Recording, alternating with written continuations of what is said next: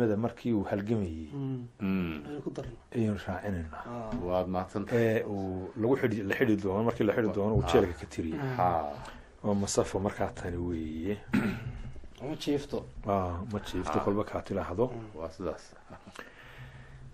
marka waxaa la yidhaahdaa isagoo dee 90 jir ah markuu gubaabadii iyo kicintii Soomaalida iyo wargumeysiga iska kiciya diin waayay uu dee dadka doonayay inuu nooleeyo heeriyada gumeysiga iska tuuro ayay kolba dee kuwan afqaadadii intii u tagaan dee gaalka oran jiray ninkii baa maanta halkan wax ka wada dabeetana dabagal baa lagu sameyn jiray dabeedna waa la xiri jiray xaajiga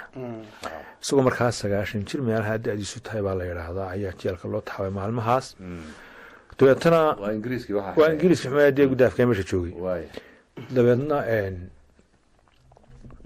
isagoo jeelka ku jira ay qaar ku yiraahdeen xaaji haruur maadcun haruur kaasoo dabeedna la hadlaya dadkii buu warramaya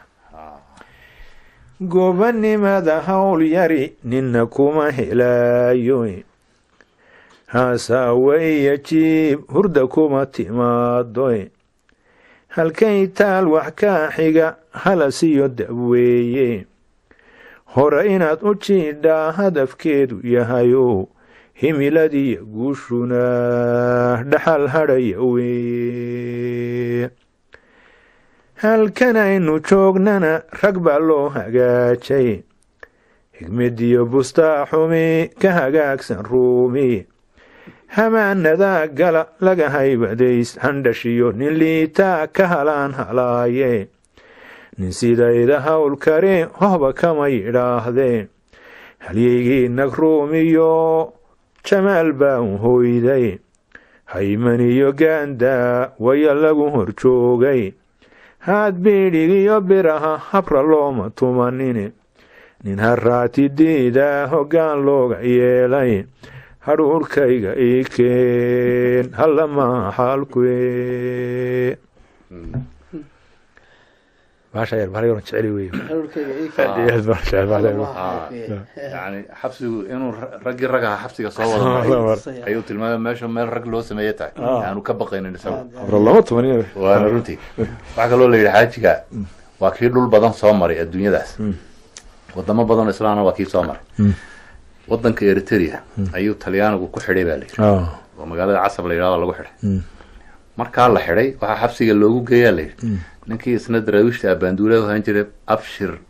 dhoore loo jiray ayuu Talyaanigu hobyo ka qabto Casab buu ku xidhay xaajiga ku xidhan baa halkii loogu geeyay xaajiga ka sheekay yaa la yiraahdo dad ka sheekay baa ii sheegay marka wuxuu yiri xaajigu wuxuu aan iska fadhiyay abshirna wuxuu yiri aan ma fadhinayo meesha marka lugahan ka xidhneen buu yiraahdaa dana maqsanka waan ku jirn habeenkii horna suubahalkii wala rafanay buu iska jabiyay deedna isagu kalaas uu xaajigu salaamada waan dhaqaaqay